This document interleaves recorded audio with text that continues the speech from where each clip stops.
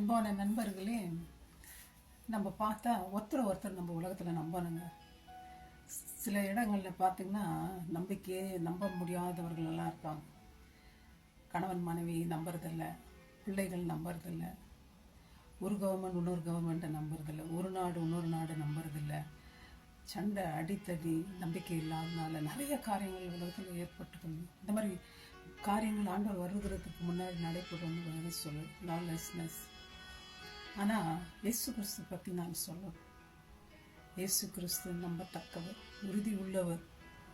அவர் நம்ம நம்பிக்கையை எப்பவுமே அவர் 100% நமக்கு நம்பிக்கை உள்ளவர். ஆண்டவர் நம்பி இருக்கிறோமோ இல்லையோ, இந்த சூரியனை நம்ம மேலே உதிக்க செய்கிறார், மழையை உதிக்க செய்கிறார். இஸ்ரேல் ஜனங்களை கூட ஆண்டவர் விட்டு விலகி போன பிறகு கூட ஆண்டவர் அவங்கள நம்பிக்கை இல்லாமல் விட்டுருல, அவர்களோடு இருந்தார், அவர்களை மீட்டு வந்தார்.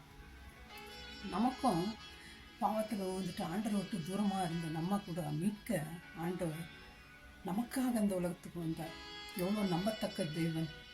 கணவன் புருஷன் நம்மெல்லாம் விட்டுட்டு டிவோர்ஸ் பண்ணிட்டு போயினே இருக்கிறாங்க, டாட்டா காமிச்சிட்டு. டாட்டா கூட காமிக்க மாட்டாங்க.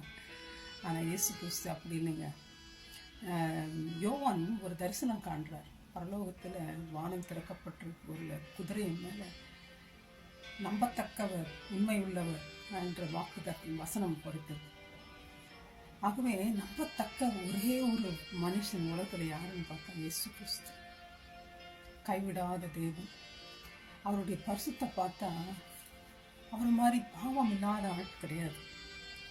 இந்த உலகத்தில் இருந்தார், நம்மள மாதிரி ஜீவிச்சார், வாலிப வயசுல தான் இருந்தார். ஒரே ஒரு பாவத்தை கூட ஆண்டவர் செய்யும். எவ்வளோ பரிசுத்தமான தேவன், நம்பிக்கைக்குரிய தேவன். நம்ம எப்படி இருக்கிறோம்? நம்ம ஆண்டவர் நம்புகிறோமா? ஆண்டவர் சில நேரத்தில் நம்புறதில்லை. நல்லது நடந்தால் நம்புகிறோம், நல்லது நடக்கலைன்னா ஆண்டவர் என்ன பண்ணிடுறோம், நம்மளும் நம்பிக்கை இல்லாதவர் விட்டுறோம். ஆனால் நம்ம நம்பிக்கை இல்லாமல் நம்ம விட்டாலும் அவர் நம்மளை நம்பிக்கை இல்லாமல் விட்டாரா? இல்லையே. வந்தாரு, மறிச்சாரு, உயிர் தெழுந்தாரு, விடுதலை கொடுத்தாரு. வாங்க ஃப்ரெண்ட்ஸ், இயேசுப்பாவை நம்புவோம். என்ன காரியத்திலும் என்ன பெட்டிஷன் கொடுத்தாலும் நம்பிக்கைக்குரியவர். அதான் யோசுவா சொல்கிறார். அவர் சொன்ன வார்த்தைகளில் ஒன்று கூட கீழே இல்லை, எல்லாம் நடைபெற்றது. அவருடைய வாக்குத்தத்தங்கள் எல்லாம் எஸ் நாமே கத்தருக்குள்ள இருக்கு. உறுதி பாராட்டுவோம், ஆண்டவர்கிட்ட கேட்போம். கண்டிப்பாக அவர் நமக்கு உண்மை உள்ள தெய்வம்.